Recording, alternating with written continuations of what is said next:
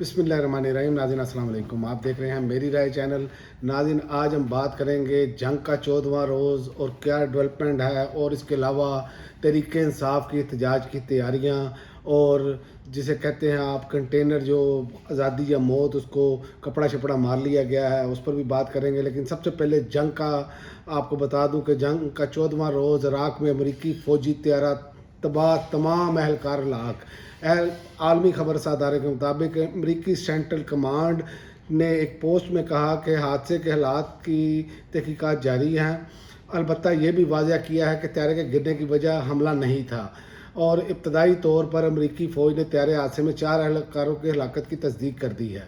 और दूसरी जानिब अमरीका ने कहा है कि ईरानी सुप्रीम लीडर जो है मुज्तबा खामनेई ज़ख्मी और छुपते फिर रहे हैं, जबकि इसके बरक्स है कि उनकी वीडियोज़ आ गई हैं उनकी लीडरान की, कि अली रजानी की और बाकियों की, वो अवाम के साथ खड़े हैं।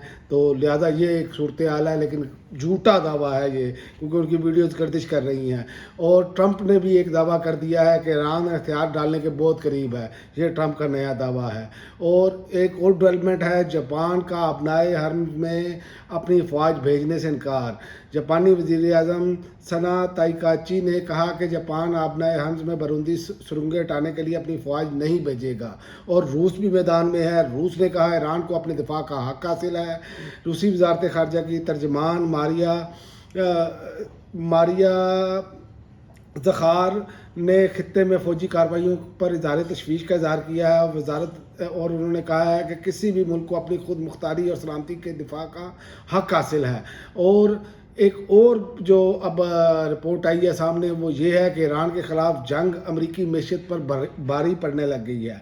अमरीका पहले दिफा पर सालाना 800 से 900 अरब डॉलर खर्च करता आ रहा है। ईरान के साथ बड़ी और तवील मुद्दती जंग ये अखराजात खरबों डॉलर तक लेकर जा सकती है।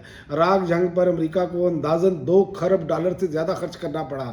अफगानिस्तान के वक्त मजमूई लागत 2 खरब डॉलर से ज़ायद रही। तो माहिरीन का अब कहना है कि ईरान के साथ जंग इससे भी महंगी हो सकती है, चूँकि ईरान ने जिस तरह मुंह तोड़ जवाब दिए हैं, ये इनके वहमो गुमान में भी नहीं था। वो बाकी जगहों पर सूरत हाल बिल्कुल इससे मुख्तलिफ थी।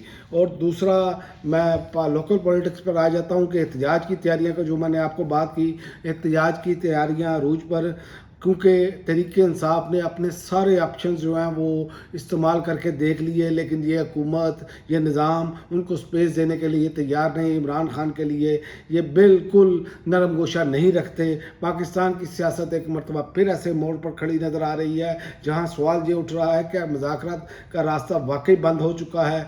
क्या ईद के बाद एक नई एहतजाजी तहरीक शुरू होने वाली है? गुज़िश्ता 2 माह के दौरान पाकिस्तान तहरीक इंसाफ की जानिब से ये मौक़िफ़ बार बार सामने आया कि वो मामला को टकराव के बजाय आइनी और कानूनी रास्ते से इसका हल तलाश करना चाहते हैं।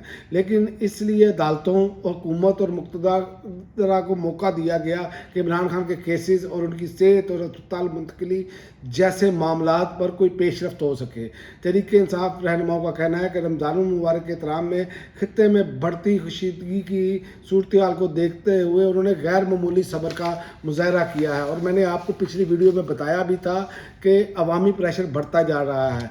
तो इस पर उन्होंने कहा कि ईरान और अमेरिका के दरमियान बढ़ती हुई तनाव ने पूरे खित्ते को साफ सूरत हाल में डाल दिया है। ऐसे में PTI के मुताबिक वो नहीं चाहते थे कि मुल्क के अंदर भी सियासी दर्जा हरारत मज़ीद बढ़े, लेकिन अब तहरीक इंसाफ का दावा है कि हुकूमत ने यह मौका ज़ाया कर दिया है। पार्टी के अंदर से ये बातें सामने आ रही हैं कि कारकुनों और सपोर्टर्स का दबाव मुसलसल बढ़ रहा है, और वो चाहते हैं इमरान खान के मामले पर अब खुलकर सियासी रद्द-ए-अमल दिया जाए। इसलिए सियासी हलकों में ये बहस तेज़ी से शुरू हो गई है कि ईद के बाद तहरीक इंसाफ एहतजाजी तहरीक का ऐलान करती हुई नज़र आ रही है।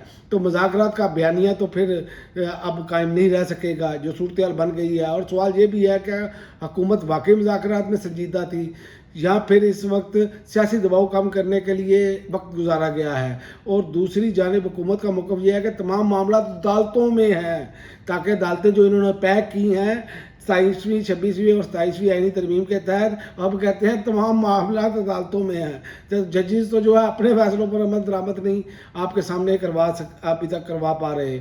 और लेकिन पाकिस्तान की सियासत में अक्सर देखा गया है कि जब सियासी रास्ते बंद होते हैं तो फिर सड़कों पर सियासत शुरू हो जाती है, और ये सूरत हाल इस टाइम जो है वो नज़र आना शुरू हो गई है। अब खदशात जाहिर किए जा रहे हैं अगर वाकई ईद के बाद तहरीक इंसाफ ने शुरू कर दी तो इसके मुल्क की सियासत, मैशियत और अमन अमान पर भी असरात पड़ सकते हैं। अब देखना है कि आने वाले दिनों में वाकई मुज़ाकरात का कोई रास्ता निकलता है या फिर मुल्क एक नई सियासी कशमकश की जानिब जा रहा है। तो ये मैं आपको बता दूं कि मुल्क नई सियासी कशमकश की जानिब जा रहा है, क्योंकि ये हुकूमत बिल्कुल जो है वो चूँकि अवाम की हिमायत से नहीं आई, अवाम के वोटों से नहीं आई, तो लिहाजा यही कुछ होगा। इस पर जुनैद अकबर ने जो आज सेल अफरीदी साथ बैठे थे तो उन्होंने जो बात की वो बड़ी ज़बरदस्त है। उन्होंने कहा खान साहब तो भुगत रहे हैं लेकिन तुमसे बर्दाश्त नहीं होगा।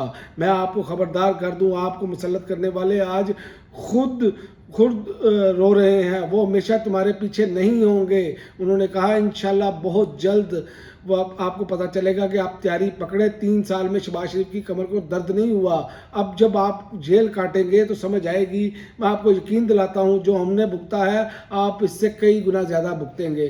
तो ये अब चीज़ें समझ आ रही हैं, प्रेशर बढ़ चुका है तहरीक इंसाफ की क़यादत पर, और तमाम नज़रें जो KPK की क़यादत है उस पर पड़ी है, और KPK की क़यादत ने अब माहौल बनाना शुरू कर दिया है। और ईद के बाद मैंने पिछली वीडियो में भी कहा था कि इनके पास भी अब कोई रास्ता हुकूमत ने नहीं छोड़ा। तो ये मामला जैसे इमरान खान ने कहा था आखिरकार सड़कों पर होना है, और ये सड़कों पर होता हुआ नज़र आ रहा है। अब तक के लिए नाज़रीन इतना ही, अगली वीडियो तक इजाज़त दें। अल्लाह हाफ़िज़।